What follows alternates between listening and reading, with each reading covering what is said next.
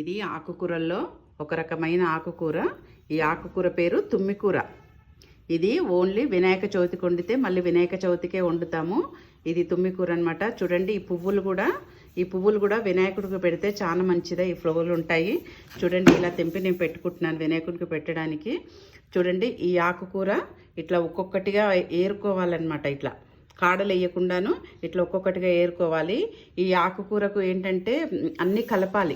కందిపప్పు శనగపప్పు వేసేసి ఆకుకూరలన్నీ కొంచెం బచ్చల కూర గోంగూర అన్నీ కలగూరలాగా అన్ని లీఫీ వెజిటేబుల్స్ అన్నీ వేస్తారు. వేసి పెట్టేసి చింతకాయలు కూడా వేస్తారు. వేసి ఇది వినాయకుడికి చాలా ఇష్టమైన కూర అంట. వండి వినాయక చవితి రోజు నైవేద్యం పెడతారనమాట దీన్ని. ప్లస్ ఇంకొకటి ఏంటంటే నల్గొండ రంగారెడ్డి మహబూబ్నగర్ డిస్టిక్ వాళ్ళు కంపల్సరిగా వినాయక చవితి రోజు ఈ కూర వండుతారు. వినాయక చవితికి వండితే మళ్ళీ వినాయక చవితికే వండుతారు, మళ్ళీ ఎప్పుడు వండరు. వినాయకుడికి ఇష్టమైన